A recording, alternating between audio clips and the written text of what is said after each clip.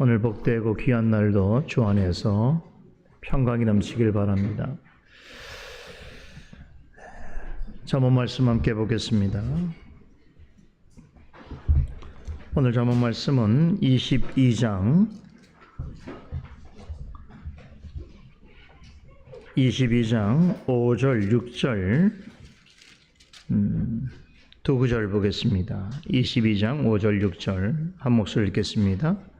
패역한 자의 길에는 가시와 올무가 있거니와 영혼을 지키는 자는 이를 멀리하느니라. 마땅히 행할 길을 아이에게 가르치라. 그리하면 늙어도 그것을 떠나지 아니하리라. 아멘. 자, 우리는 잠언 22장 첫 단락에서 이 땅에서 하나님의 백성으로 살아가는 성도라고 한다면 꼭 귀담아 들어야 할 매우 귀중한 교훈을 살펴보았습니다.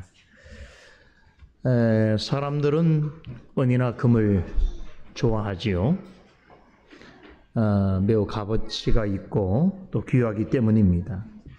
그래서 은이나 금은 항상 사람들의 주목을 끌고 사람들은 그것을 소유하기를 바라지요. 은이나 금 같은 귀한 보석은 잘 사용하기만 한다면 누구에게나 참 좋은 것입니다. 그런데 지난 말씀에서는 하나님의 백성에게 있어서는 은과 금보다 비교할 수 없을 정도로 더 귀한 보배가 있다라고 말씀하셨습니다. 그것이 무엇이라고 했죠? 바로 하나님 백성이라고 하는 명예와 하나님의 은총입니다. 여기서 명예라고 하는 것은 이름을 뜻합니다. 우리에게는 다른 사람이 부르고 또 내 자신을 가리키는 이름뿐만 아니라 하나님의 자녀라고 하는 또 다른 이름이 있습니다. 우리의 이름 석자는 부모님이 지어준 것입니다. 하지만 하나님의 자녀라고 하는 이름은 하나님이 주신 새 이름입니다. 우리 스스로나 다른 사람이 지어준 것이 아니라 예수 그리스도로 말미암아 일컬음을 받게 된 이름인 것이지요. 요한일서 3장 1절에 따르면 우리가 하나님의 자녀라고 일컬음을 받게 된 것은 하나님께서 우리에게 매우 특별한 사랑을 베푸셨기 때문이다라고 전합니다. 그 결과 우리는 그리스도 안에서 하나님의 자녀라는 새로운 이름을 가진 자들이 되었고, 이러하신 하나님의 사랑으로 인해서 하나님을 아빠, 아버지라고 부를 수 있게 되었습니다. 하나님의 자녀라고 하는 이름은 오직 하나님께서 주신 것입니다. 그렇기 때문에 이 이름은 세상에 있는 그 어떤 것보다도 가치가 있고 보배롭다는 것입니다. 그런 이유에서 잠언 기자는 우리에게 재물과 명예가 있다면 없어지는 재물보다 영원히 빛날 이름을 택하라고 권했습니다. 하나님의 자녀라면 은과 금보다 더 귀하게 여겨야 할 또 다른 것이 있습니다. 바로 그것은 하나님의 은총입니다. 은총은 하나님이 사랑하시는 자들에게 주시는 선물입니다. 하나님은 모든 사람에게 필요하고 유익한 은총을 베풀어 주십니다. 오늘 아침에도 우리는 맑은 하늘과 또 좋은 공기와 또 우리가 생명을 유지할 수 있는 환경을 값없이 모든 사람이 받고 누리고 있습니다. 이런 것을 가리켜서 일반 은총이라고 말하지요. 그런데 하나님께서는 모든 사람들을 위하여 주시는 은총뿐만 아니라 하나님의 자녀를 위해서 특별히 주시는 은총이 있습니다. 이 땅에서 일반인으로 살아가려면 일반 은총이면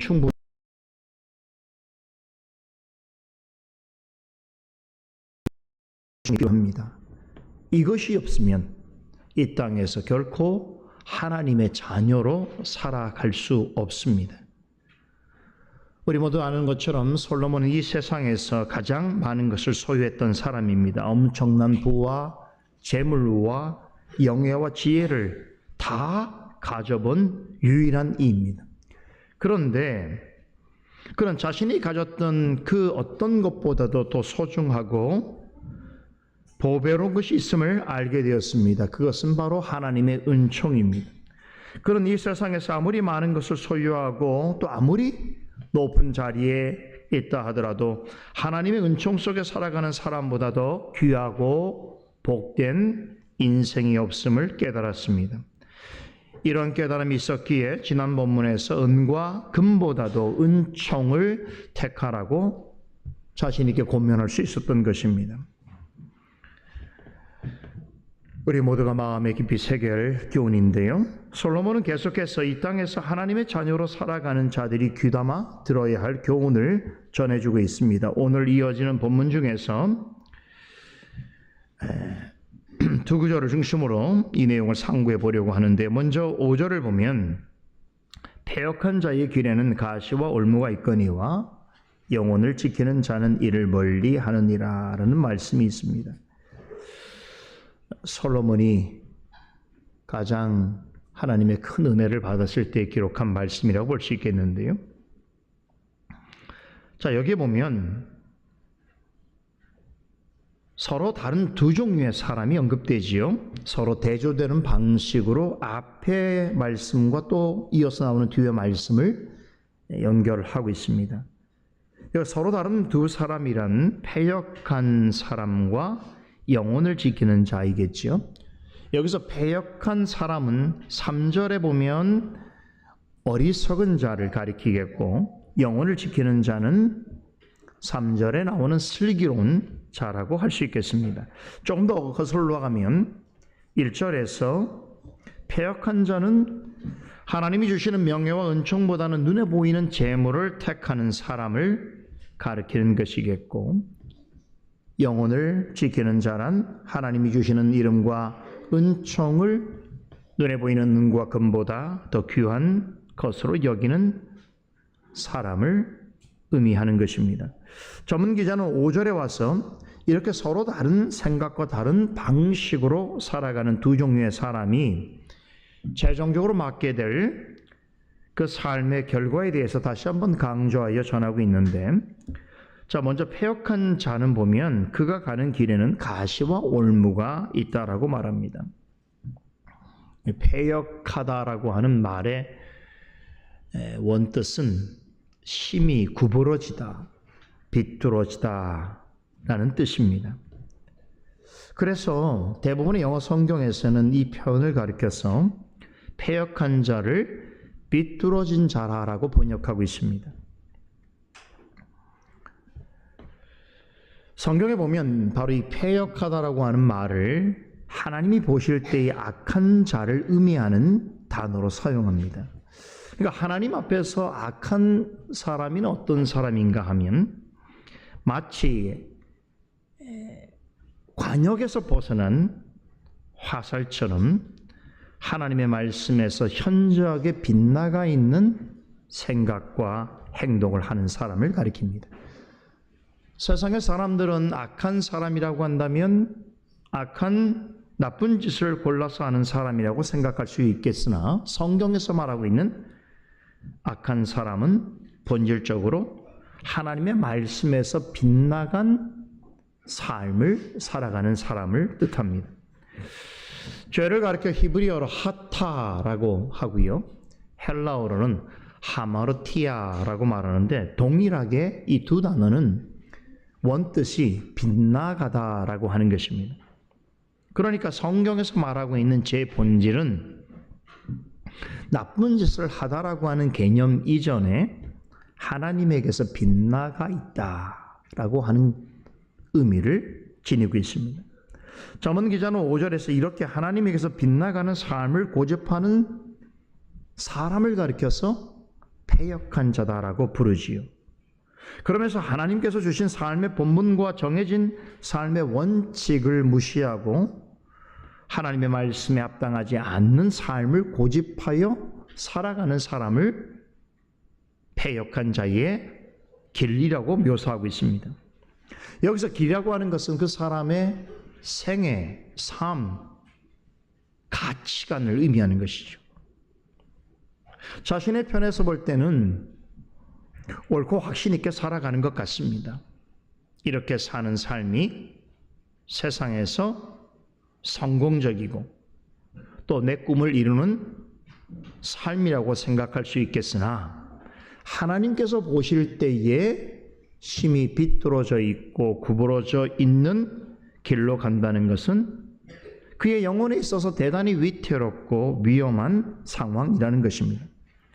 잠언 기자는 그러한 자의 길에는 항상 가시와 올무가 있다고 말하는데 이것은 비유적 표현입니다. 여기서 가시는 자신의 잘못된 생각과 판단으로 인해서 맞닥뜨리게 될 재난이나 재앙을 가리키는 것입니다. 그리고 올무란 자신을 넘어뜨리게 하는 결국 죽음에 이르게 하는 무서운 함정을 뜻합니다. 이렇게 죽음에 이르게 하는 재앙과 걸림돌이 자신의 가는 길에 널려 있음에도 정신을 똑바로 차리지 않고 비틀거리면서 그 길을 고집한다면 자, 얼마나 위태롭고 위험합니까?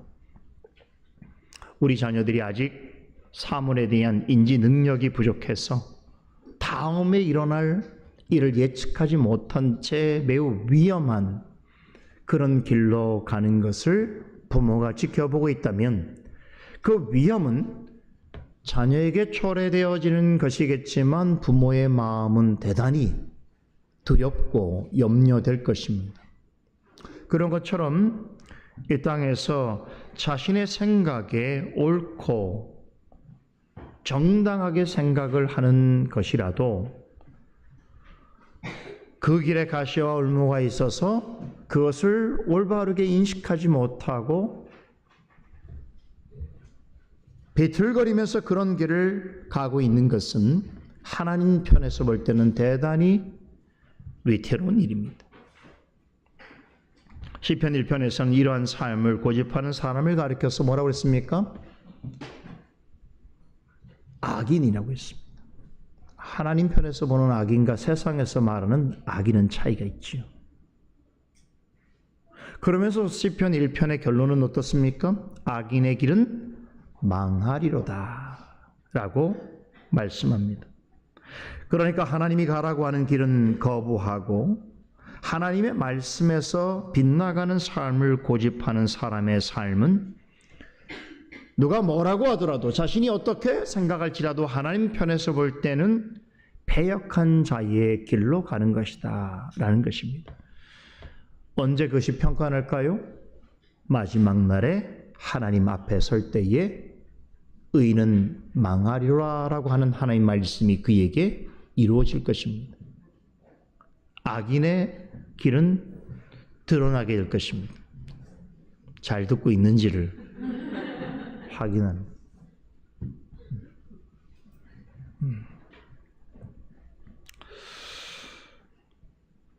패역한 본성을 따라 자기 마음대로 살고자 하는 사람의 삶은 하나님의 눈에는 심히 비뚤어지고 일그러진 삶을 살아가는 것입니다. 그런 삶에서 돌이키지 않는 한, 다시 말해서 하나님의 말씀을 듣고 순종하는 삶을 살지 않는다고 한다면 그런 사람이 살아가는 삶에 있어서 많은 가시와 올무가 넘쳐날 것입니다. 문제는 이러한 가시와 올무는 대부분 그 자신이 만드는 것이고 그 자신으로 인해서 생겨지는 것입니다. 그리고 그런 가시와 올무가 많음에도 불구하고 비틀거리면서 패역한 자의 삶을 행하게 된다면 그 운명은 돌이키지 못할 비극으로 끝나게 될 것입니다. 그렇다면 하나님 앞에서 지혜로운 자는 어떤 사람인가? 잠언 기자는 패역한 자가 가는 길을 멀리 하는 자라고 말합니다. 시편 1편의 교훈을 따르면 악인의 꾀를 좇지 아니하고 죄인의 길에 서지 아니하며 교만한 자의 자리에 앉지 않은 사람입니다. 시편 1편 기자는 그런 사람을 향하여 복 있는 자다라고 선언하지요. 오늘 잠언 기자는 그런 자를 가리켜서 그 복 있는 자를 자기 영혼을 지키는 자라고 말합니다. 왜 패역한 자의 길을 따라가면 안 되는가? 패역한 자같이 비뚤어진 마음으로 하나님으로부터 빗나가는 삶을 고집하는 것은 결국에는 자신의 영혼을 부패하게 하는 것이요, 심지어는 영혼을 죽이는 일이기 때문입니다. 시편 1편에서 악인의 꾀를 따르고 주인의 길에 서고 오만한 자리에 자리 앉기를 좋아하는 사람은 하나님 보시기에는 악인으로서 그 망하는 길로 가는 패역한 자입니다. 그리고 그 길 끝에는 돌이킬 수 없는 두려운 심판이 있을 것이라고 전합니다. 자기 영혼을 지키려면 패역한 자가 가는 길을 피하고 멀리 해야 하는 것입니다. 하지만 죄악된 본성을 지닌 사람은 자기도 모르는 사이에 이 패역한 자들의 길을 따르게 되어 있습니다. 여러분, 세상에 하나님을 모르는 사람들에게 한번 물어보세요. 당신은 재물과 하나님의 자녀라고 하는 이름 중에서 어느 것을 선택하겠습니까? 혹은 세상의 명예와 세상에서 주는 좋은 것들과 하나님의 자녀라고 하는 명예 중에서 당신은 무엇을 선택하겠습니까? 라고 묻는다면 대부분 사람들은 재물과 자신이 원하는 것을 선택할 것입니다. 하나님을 알지 못하는 사람들에게 있어서는 너무나 자연스러운 일인 것이지요. 교회를 다니는 사람들 중에서도 겉으로 보면 믿음이 있다라고 생각되어지는데 하나님의 말씀을 받아들이는 그 심령의 상태가 마태복음 13장에서 이야기하고 있는 씨 뿌리는 자의 비유에 나오는 것처럼 그 마음의 상태가 길가 같거나 혹은 돌짝밭 같거나 가시덤불이 있는 땅과 같은 사람은 세상 사람들과 별반 다르지 않는 선택을 하게 될 것입니다. 자, 그렇다면 우리들의 자녀는 어떠할까요? 마찬가지입니다. 부모가 보기에는 자녀가 너무나 사랑스럽고 존귀해 보여도 성경에서는 우리의 자녀들 역시 본성상 아담의 죄성을 가지고 태어나는 것을 분명히 말씀합니다. 앞으로 살펴볼 말씀인데요. 잠언 22장 15절에 보면 아이의 마음에는 미련한 것이 얽혀져 있다라고 말하지요. 그래서 비록 어릴지라도 그 마음이 심히 얽혀져 있는 상태에 있을 때는 어릴지라도 징계와 채찍이 필요할 때가 있다라고 잠언 기자는 이야기합니다. 참 어린 자녀들을 보게 되면 얼마나 사랑스럽습니까? 얼마나 이쁘고 소중합니까? 그런데 그런 자녀들도 마음이 얽혀져 있어서 미련한 것이 있어서 그 부패한 본성으로는 결코 어린 아이들도 하나님이 보시기에 좋은 것을 선택하려 하지 않습니다. 오히려 하나님께서 원치 아니하는 것에 더 많은 관심을 갖습니다. 여러분, 성경적 개념으로 볼 때는 아이나 어른이나 타락한 인생의 마음은 마치 버려진 땅과 같습니다. 여러분, 땅을 그냥 버려놓으면 어떻게 되는 줄 아세요? 잡초더미가 됩니다. 어떤 땅이든지 그래요. 그냥 버려두면 잡초만 무성히 자라는 것입니다. 어린아이가 순수할 것이라고 생각하지만 또 다르게 생각하면 무지함이 커서 자신의 영혼의 소중함을 잘 모릅니다. 자신의 존재가 얼마나 하나님 앞에 고귀한지에 대하여 깊이 생각지 않습니다. 그러다 보니까 어릴수록 자신의 육체가 원하는 것을 추구합니다. 그렇죠? 그런데 그러한 자녀의 소욕을 다 들어주기만 하면 그의 마음 상태가 어떻게 되는가? 잡초더미가 됩니다. 이것을 잘 아셔야 돼요. 내 자녀는 너무 착하니까, 너무 소중하니까, 너무 이쁘니까 내버려둬도 됩니다. 알아서 잘해요. 성경적으로 볼 때는 그렇지 않습니다. 어리기 때문에 그 영혼의 소중함과 하나님 앞의 은혜를 모를 수 있습니다. 그렇기 때문에 부모는 계속해서 자녀의 마음속에 있는 잡초를 뽑아 주어야 하는 것이고, 죄로 인해서 부패한 마음의 밭을 기경해 주어야 하는 것입니다. 그리고 그 마음의 밭에 말씀의 씨가 좋은 열매를 맺을 수 있도록 도와주어야 합니다. 이것이 믿음 있는 부모의 역할이고 소명입니다. 6절 말씀은 우리 자녀들이 패역한 자의 길을 멀리하고 자기 영혼을 지키는 자가 될 수 있도록 하기 위해서 무엇을 어떻게 해야 할지 아주 중요한 교훈을 전해주고 있습니다. 우리 한 목소리로 다시 한번 읽어볼까요? 마땅히 행할 길을 아이에게 가르치라. 그리하면 늙어도 그것을 떠나지 아니하리라. 자, 이 말씀은 우리 자녀들에게만 주는 게 아닙니다. 우리 성인된 부모, 성도들에게도 주시는 아주 귀담아 들어야 할 중요한 교훈입니다. 성경께서는 우리 자녀들이 죄악이 넘치는 세상에서 멸망의 길로 나아가는 패역한 자의 삶을 따르지 않고 영혼을 지키고 보존할 줄 아는 사람이 되는 비결에 대해서 가르쳐주고 있는데, 그것은 자녀가 어릴 때부터 마땅히 행할 길을 가르치라는 것입니다. 여기서 마땅히 행할 길이란 하나님의 자녀로서 마땅히 취해야 하는 합당한 삶의 방식과 태도를 가리킵니다. 우리말로 마땅히 행할 길이라고 번역되어 있는데, 이 말에 해당되는 히브리어의 의미를 직역해 보면 그의 길의 입구입니다. 그의 길의 입구, 자녀의 가는 길의 입구.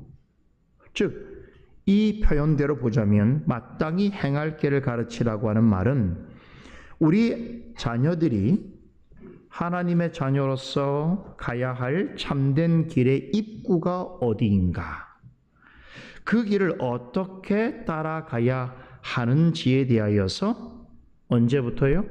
어릴 때부터 가르치라는 것입니다. 여러분, 세상에는 수없이 많은 길이 있습니다. 그런데 그 길을 어떻게 가느냐에 따라서, 어떤 길을 가느냐에 따라서 사람의 성공과 실패는 좌우되게 되어 있습니다. 길에 있어서 가장 중요한 것 하나는 입구를 잘 들어가는 겁니다. 아마 운전해 보신 분들은 그런 경험들이 다 있을 터인데요. 고속도로에서 입구를 잘못 찾으면 참 난감합니다. 그죠? 입구를 한번 잘못 찾으면 시간도 더디어질 뿐만 아니라 마음속에 후회 막심한 것도 많지요. 그 옆에서 조용히 가면 되면 좋은데 여태까지 졸고 있다가 그때쯤이 눈 뜨고 또 옆에서 막 뭐라 그럽니다. 꼭 당신은 길을 가더라도 이렇게 세금도 많이 내고 기름값도 많이 내고 참 애국자야. 우리 집사님 그랬다는 얘기 아니에요. 어디서 많이 들어본 얘기입니다. 꼭 길을 가더라도 이렇게 돌고 돌아 고마워. 못 보던 풍경 보게 해줘서. 그럴 수 있죠. 그래서 뭘 느낍니까? 스스로 가슴을 치면서 입구가 중요하구나. 이 모든 길은 입구, 이 시작이 되게 중요한 거구나 생각하게 되는 것이죠. 여러분, 길을 잘못 선택하면요, 가는데도 참 고생이지만 목표 지점에서 점점점 멀어집니다. 바른 길에서 이탈하거나 길을 잃어버리게 되면 그 삶이 망가질 수도 있습니다. 사람들이 많이 가는 길이라고 해서 그냥 함부로 따라가다 보면 어느 순간에는 되돌이킬 수 없는 길로 가고 있다는 것을 깨닫게 되면 늦었다라고 생각할 수도 있습니다.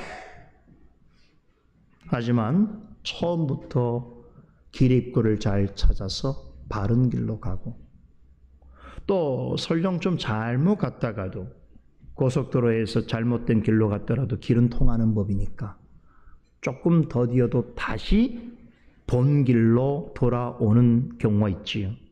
그런 사람은 목표 지점에 도달하게 되어 있습니다. 신앙도 마찬가지입니다. 신앙에는 크게 두 갈래의 길이 있습니다. 하나님이 보시기에 의인의 길과 죄인의 길이 있습니다. 전자는 슬기롭게 영혼을 지키는 자의 길이라고 한다면 후자는 어리석고 패역한 자의 길입니다.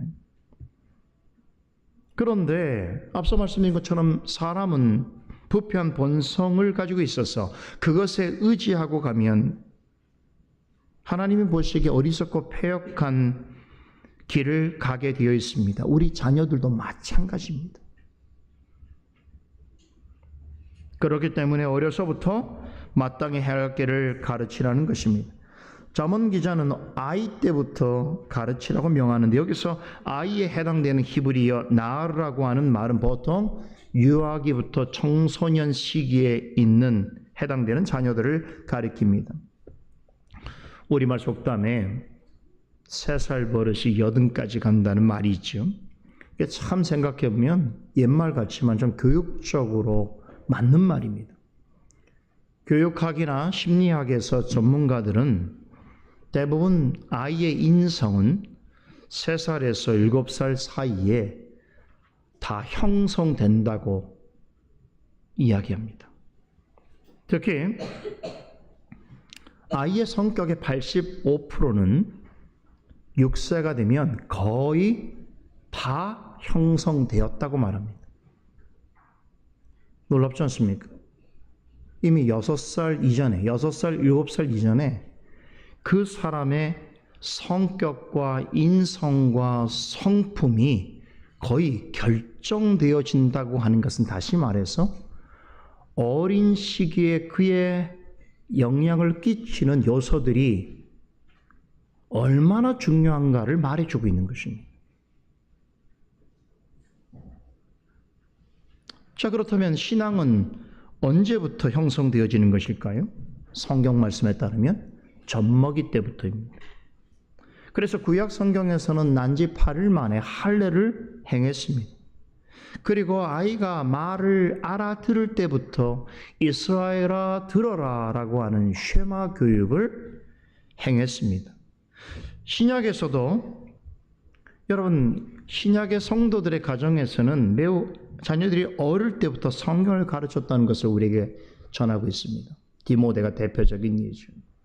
디모데후서 3장 15절에 보면 디모데를 가리켜서 사도 바울이 이렇게 표현하죠. 너는 어려서부터 성경을 알았구나 라고 전합니다.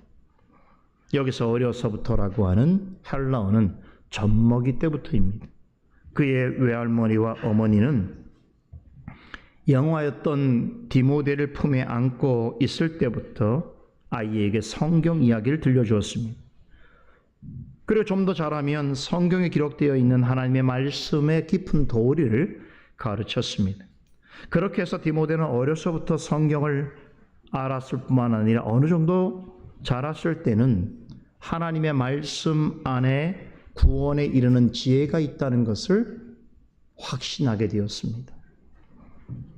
그러한 자녀가 자라서 교회 역사에 위대한 일을 행하게 된 것이죠. 개혁교회는 성경에서 가르치는 자녀 양육법을 존중하고 따릅니다. 우리 교회 도서관에도 있는데요. 그 네덜란드 개혁교회 자녀 양육이라고 하는 제목의 책을 제가 보니까 유럽 개혁교회 성도들은 그 아이들을 어릴 때부터, 영아 때부터 가르치는 것을 믿음의 부모의 의무로 생각합니다. 그래서 그 책에 아주 구체적인 지침들을 소개하고 있는데, 예를 들면 젖을 먹이거나 음식을 먹일 때부터 자녀를 위해서 축복 기도를 해주고, 아이가 말을 시작하면 기도를 가르치기 시작하고, 그리고 그때쯤이면 교회에 데려와서 하나님께 드리는 거룩한 예배와 성도의 교제 생활에 익숙하게 만들어주고, 어느 정도 대화가 가능하면 그때부터는 아이에게 사도신경, 주기도문 10계명 등을 가르치고 암송하게 하고, 그리고 성경 이야기를 흥미롭고도 진지하게 들려주고, 말씀을 읽고 일부는 암송하게 하고, 자녀들과 함께 가정에서 예배나 경건회를 드리라고 구체적으로 전합니다. 그런 식으로 우리 자녀들은 어려서부터 바른 신앙생활에 젖어들게 되고, 그리고 신앙과 경건을 갖춘 자녀들로 자라나게 되어지는 것입니다. 자녀들에게 마땅히 행할 것을 가르치라고 하는 것은 선택적 상황이 아닙니다. 하나님의 명령입니다. 여기서 가르치다라고 하는 이 말은 매우 놀라운 표현인데요. 히브리어로 보게 되면 놀랍게도 구약 성전에서 제물이나 헌물을 바칠 때 혹은 봉헌할 때 사용되어지는 단어입니다. 이것은 우리가 우리의 자녀들을 신앙 교육할 때 어떤 마음으로 행해야 할지에 대해서 전해주고 있습니다. 자녀를 하나님께 바쳐진 나시린으로 대하는 심정으로 자녀를 가르치고 양육해야 한다는 뜻입니다. 마치 한나가 사무엘을 하나님께 바친 그런 심령으로 내 자녀를 위하여 신앙으로 가르치고 그를 위해서 기도해야 되는 것이죠. 왜 그렇게 해야 될까요? 그렇게 자란 자녀는 패역한 자의 길을 따르지 아니할 것이며 자기 영혼을 지키는 자가 될 것이기 때문입니다. 이렇게 신앙 안에서 고귀하게 자란 자녀는 나이가 들어도 하나님의 품을 떠나지 않을 것입니다. 물론 과정 중에 인간으로서 부편 본성을 가진 존재로서 가지는 여러 가지 갈등과 아픔과 고통의 시간이 있을 수 있겠으나 반드시 가정 안에서 이렇게 어릴 때부터 자란 자녀는 나이가 들어도 하나님의 품을 떠나지 않을 것임을 믿으셔야 합니다. 그리고 주님께서 쓰시기에 귀한 자녀와 성도로 자라날 것입니다. 이를 위해서 먼저 부름받은 우리 부모와 어른 성도들은 자녀들에게 모범된 신앙의 모습을 보이고 그들을 헌신적으로 가르치고 그들을 위해서 애써 수고하고 기도해야 합니다. 하나님께서 눈물로 씨를 뿌리는 자에게는 기쁨으로 거두게 하실 거라고 약속하셨습니다. 저는 이 약속이 우리 자녀들을 신앙으로 양육하는 일에 있어서도 하나님께서 들어주시는 응답이라고 확신합니다. 사랑하는 교회에 속해 있는 모든 성도와 자녀들이 오늘 주님께서 주신 이 말씀을 기억하여 하나님 앞에 마땅히 행할 것을 행하고 드리는 우리 모두가 되기를 간절히 소망합니다. 기도하십시다. 거룩하신 하나님, 은혜를 감사합니다. 오늘도 말씀을 통하여 패역한 자의 삶이 어떠한지를 알게 해주시고 하나님께 속해 있는 인생이 마땅히 행하고 또 가야 할 그 길이 무엇인지를 알게 하여 주심을 감사합니다. 늘 하나님의 말씀 앞에 겸손히 듣게 하여 주시고 깨닫게 하시고 행할 수 있도록 주여 도우시고 인도하여 주시옵소서. 감사드리며 예수님의 이름으로 기도드리옵나이다.